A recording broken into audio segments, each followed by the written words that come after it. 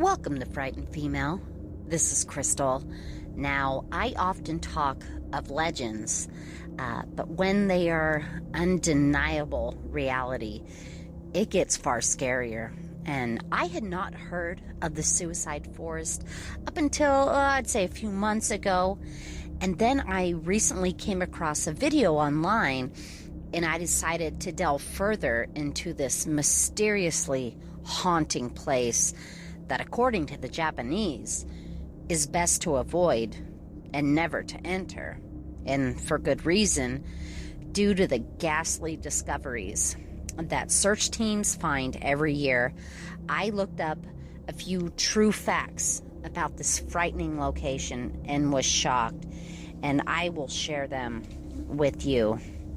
I hope I'm pronouncing it right. Aokigahara is one of the most popular suicide destinations in the world. So this one forest, aside from that, Japan on its own has the highest suicide rates in the world. I think to myself, why is that? But it goes on to say that the statistics from the forest suicides, they vary, in part because the forest is so lush, and some corpses can go undiscovered for years and might be forever lost. However, some estimates claim as many as over 100 people a year have taken their lives there. And scarily, which people that do go visit, there are signs. Suicide prevention attempts include both surveillance as you're entering, obviously not within the forest, and positive posts. So on signs, it said suicide counselors and police have posted signs on various paths throughout the forest, and they offer messages like, think carefully about your children and your family, and your life is a precious gift. It went on more to say it's naturally eerie, and this is for the people that have actually explored there. I don't think I would have the guts to be able to do it. But again, the people that have visited said, this is no place for a leisurely stroll. The forest trees organically twist and turn, their roots winding across the forest floor in treacherous threads. Because of its location at the base of a mountain, the ground is uneven, rocky, and filled with hundreds of dark caves. But more jarring than its tricky terrain is the feeling of isolation created from the stillness.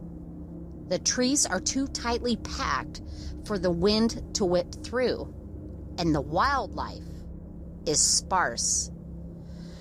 One visitor described the silence as hollow emptiness, and she added, I cannot emphasize enough the absence of sound. My breath sounded like a roar. Then the article goes on, and unfortunately, death by hanging from rope is the most popular method of suicide amongst this sea of trees. The second is said to be poisoning, often by drug overdose, which is unfortunate. Then it goes on to say the suicide forest may be haunted. Some believe the ghosts, or yurei, I hope I'm pronouncing that right, of those abandoned and the mournful spirits of the suicidal linger in the woods.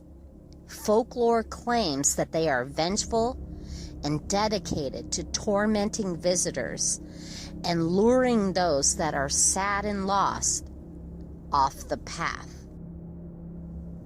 Police and volunteers search through the sea of trees to bring back bodies back to civilization for a proper burial.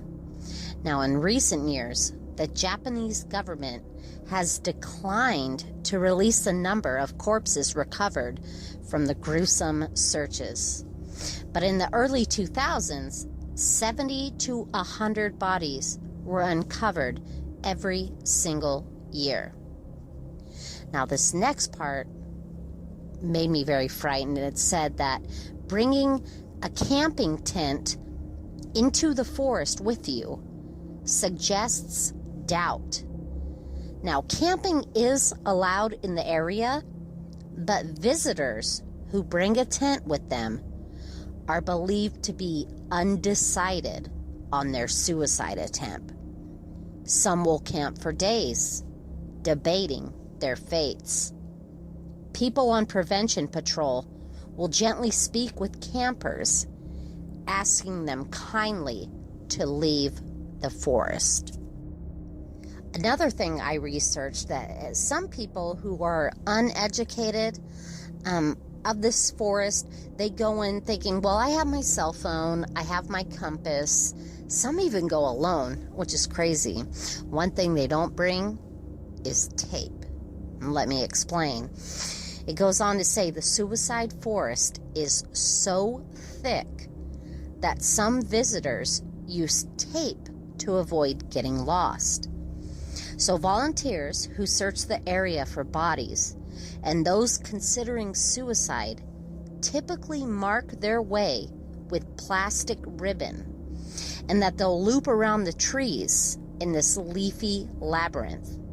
Otherwise, one could easily lose their bearings after leaving the path and become fatally lost. Goes on to say you may not be able to call for help, and this is why.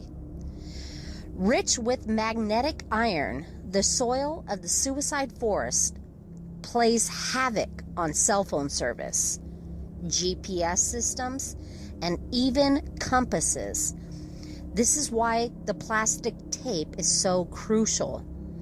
Some believe this feature is proof of demons in the dark. It ended by saying, going off the path can lead to ghastly discoveries. The internet is littered with disturbing images from the suicide forest.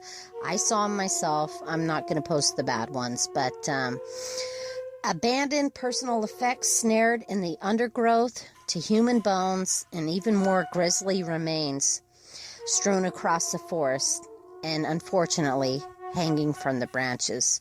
So if you dare to venture into this forbidding forest, do as the signs suggest and stay on the path.